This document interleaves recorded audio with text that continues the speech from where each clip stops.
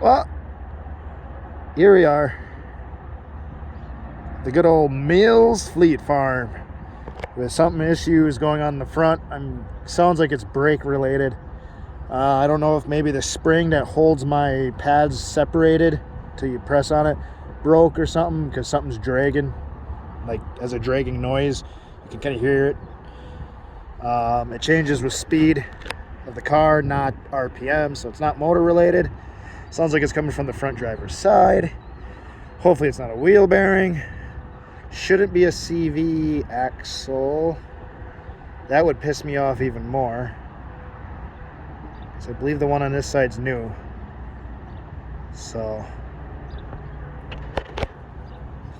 yeah, I believe that one's new. This one's still old. Because that was like the very first thing I did to the car. Even after I blew the motor up. I changed the CV axle anyways. I'm like, it's happening.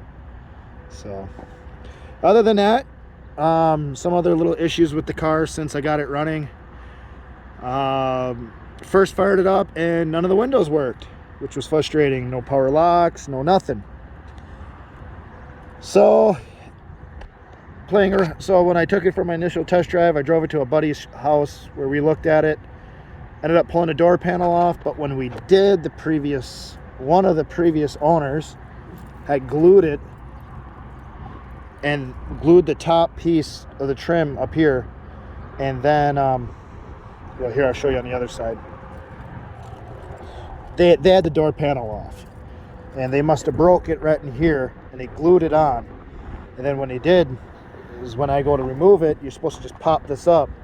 Well, that glue let go, and it ended up ripping the door panel in here, and then kinking it in a couple spots. So I'm gonna need a driver's side door panel, which is gonna be a junkyard run. I looked on eBay and they want, some people are asking $500 a door panel. Freaking crack prices, I tell you.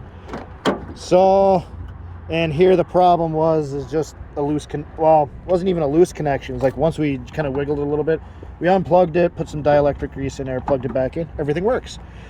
I also tucked the wire in for my oil pressure gauge so it's not hanging down, and I broke the clips on this.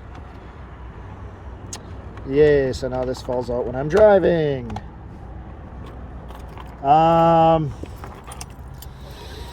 The AC is full, but it doesn't work, and at random times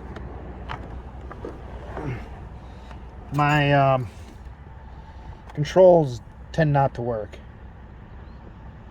Other than that, so far that's it. Oh, and this backrest on this seat has like a little bit of like a play like this. So when you're taking corners, you can kind of feel it wiggle. But it's not the base of the seat. Like you can tell the base is staying still, but you can tell by the bolsters it's moving. So something's wore out in the seat. So yeah, that is an update. I might get rid of this gauge pod because I notice that sucks. I mean, if you got your hand on there good, you just miss it. I mean, but if I'm like going like this, oh, you know, just casually driving, just I hit this. So I'm gonna buy one that's off of eBay. That's a radio surround, and you put the gauges in here. I think I like that more. It's tucked away, and I won't smash into it with my hand. Or I could just get a smaller steering wheel, and that fixes the problem. But other than that, I love driving it. It's fun. It's not too bad on fuel. I almost have 200 miles in the car, so I'm a little excited. But this week was my 4 days off was going to be tractor for 2 days, and then hopefully the Skyhawk for 2 days. And instead, it looks like one of the days is going to be dedicated to this, probably today, as I go home, get some sleep, and find out what's making the racket on her. Yay. Well, the Stealth's back on the road. Simple fix.